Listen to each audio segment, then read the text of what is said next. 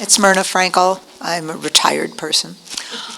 I think it's one of these 5-minute questions, that in the United States, the different parts of the Muslim community get along. We hear in the other part where the Shia and the other are very much killing each other, but here it doesn't seem to happen. So I think I have no idea why. Now, coming to the Shia-Sunni conflict, it's a historical perspective where the fourth caliph who was assassinated, that is Ali, who happens to be the cousin of Prophet Muhammad and also the son-in-law of Prophet Muhammad from his most beloved daughter Fatima, may Allah be pleased with her, he was assassinated, and Prophet Muhammad did not have any male children surviving for a grown-up age. He had 3 sons who passed away in their infanthood. His affection towards the male grandsons from Ali and Fatima, may Allah be pleased with them both, was very high. And Hussein and Hassan were those grandsons, Hassan being the elder one and Hussein being the younger one. Now the problem started after the assassination of the third caliph of the Muslim community, Usman. There were 4 major caliphs. Abu Bakr, immediately after the demise of Prophet Muhammad, he became the caliph of the Muslims. The second was Umar ibn Khattab. Abu Bakr was for 2.5 years, Umar ibn Khattab for 10 years. The third one was Usman, and he was for 13 years. Now Usman was twice the son-in-law of Prophet Muhammad. He married to one of the daughters of Prophet Muhammad. She died, and the Prophet married another daughter, and both these daughters of Prophet Muhammad were senior to the 4th daughter Fatima. He was twice the son-in-law of Prophet Muhammad, Usman. The 4th one was Ali. He was also the son-in-law for the 4th daughter. Now, when Usman was assassinated, Muawiyah was the governor in Damascus at that time. Along with him, he had the support of one of the wives of Prophet, the most beloved, that is Aisha. May Allah be pleased with her. Both of them, they insisted Caliph Ali to first take the revenge of the murder or the assassination of the third Caliph Usman. Due to reasons known to Ali, Raziyallahu ta'ala anhu, Ali, may Allah be pleased with him best, he was saying that let us wait for an opportunity.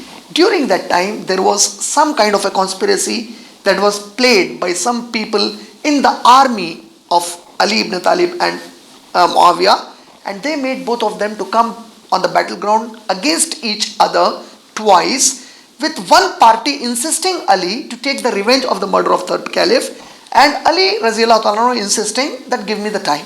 But it converted into a battle, and later on when Ali from Medina, he shifted the capital of the Muslim Caliphate to Baghdad, to the area of the present day Iraq, in Baghdad or Kufa, which is known in that region. He was assassinated in Kufa. Now what happened after his assassination is his family members, his wife already passed away, his children, all of them were staying in Medina only. They didn't migrate to Baghdad after his assassination. They didn't completely live there.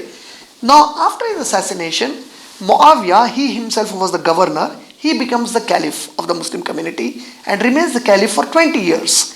Later, his son Yazid bin Muawiyah, he was appointed by Muawiyah as the next caliph. Now this took to a kind of a debate and argument amongst those Muslims of the time, that how can he appoint somebody instead of electing?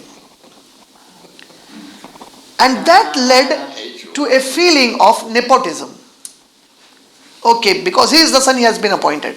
But now Muawiyah has some other reasons that he gives historically for appointing it. But now historically what happened is, Hussein, the grandson of Prophet Muhammad, was sent letters from the area of Baghdad by the people of Baghdad. We don't want this person, the son of Muawiyah, as the caliph. You are from the family of Prophet, you come here and take the leadership from him. So now Hussein migrates to Baghdad, and there he is surrounded by the army of Yazid bin Muawiyah, and he is murdered, he is assassinated. Now the difference started from here, where there was a party who totally, very strongly supported Ali and his family, and another party which said that they are the family we support, but we do not think that the army unit that murdered or assassinated Hussein did it on the command of Yazid bin Muawiyah.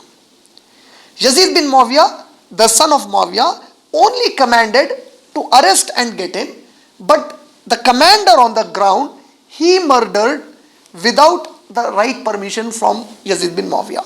So the debate started after that. Now what happened is, this was political basically. This was just political. It remained political for a very long time, till Safavid dynasty was established in Iran, the present day Iran.